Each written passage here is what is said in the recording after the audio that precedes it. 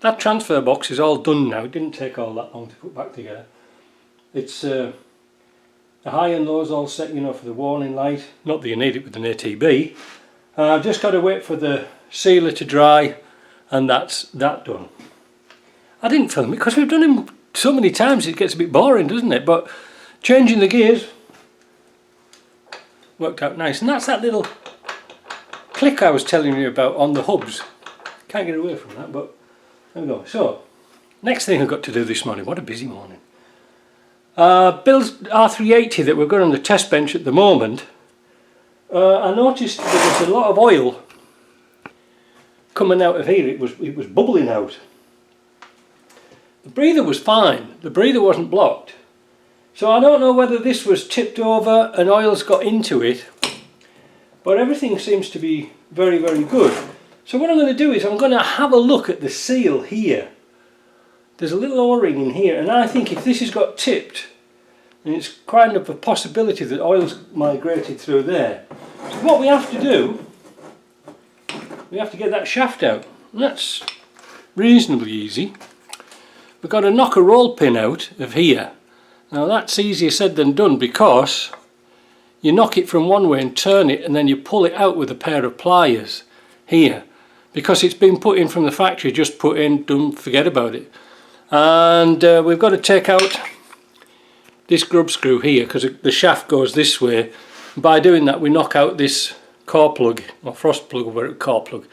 Take that core plug out there, and we can take the shaft out and get the O-ring out. Now again, in the kits to rebuild these boxes, that O-ring isn't in there. There's an awful lot of bits that's not in those kits, so you've got to make sure. I mean, it is part of the gearbox. Anyway, other things we're going to check. We're going to check this selector here.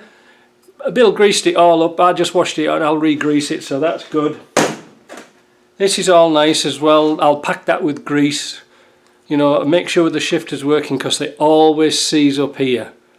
You know, sometimes they won't go into diff lock and you're wondering why, and you see, like, that doesn't move. That's nice. So I'm not going to touch anything that's done. Also, other things to check. This bush here is kind of renowned for breaking up. They do some special plastic ones, but we're not going to do that. That's really nice. This is what I was talking about with that roll pin. Can you see it? See, it's there sticking out. It's hard to see. There it is. So you can't actually knock it out from there. So now what we do is get a pair of diagonal cutters, some grips, and pull that out. That didn't hurt, did it?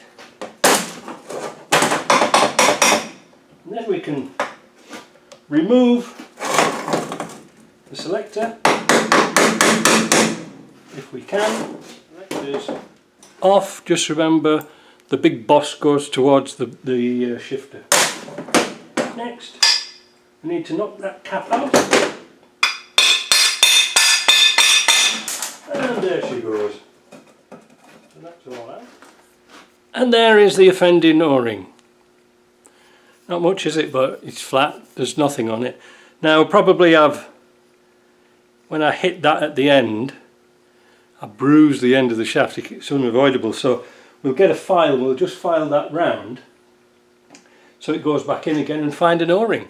So here we go. FRC, what was it? FRC 4951. FRC 4951. Little tiny O-ring. It's the same one that is used in here, right? Oh no, sorry, in here. I had it wrong way around. Same one in there. So they're kind of common to seize up. So we'll put this on and see what difference it makes. Oh, that's a lot better. So we'll grease this up. We'll put it together and see what gives. I don't think there's much to report really. We're not going to adjust this stop here. There's not much to do really, just like I said, pack it full of grease, put the roll pin in, and away we go. Let's do that. All we've got to do now is fit the plug.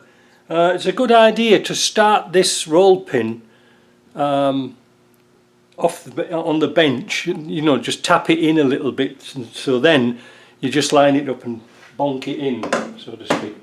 Now what should we use to hold that in? What I do with these plugs, because it's not under pressure, it's only to stop the shaft dropping out, I'll give them a little tap in the middle and it'll open them out a bit. So we'll just use a little bit of sealer just in case.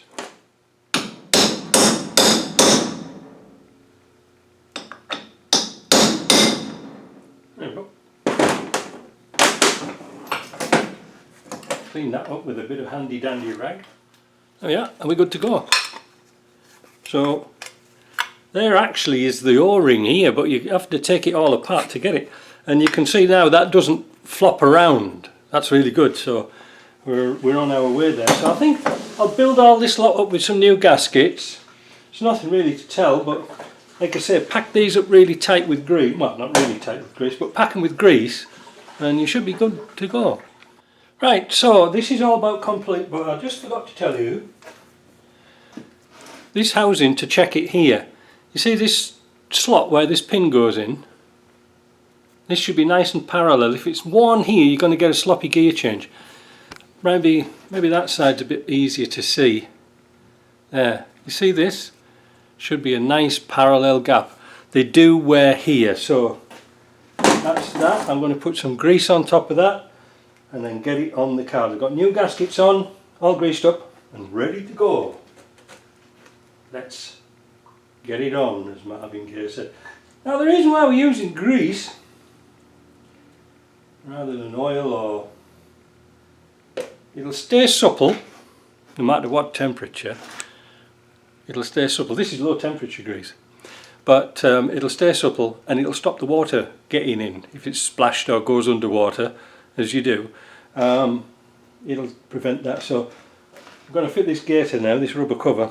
These are expensive. They really are for what they are. Anyway, that'll do for that job. See ya.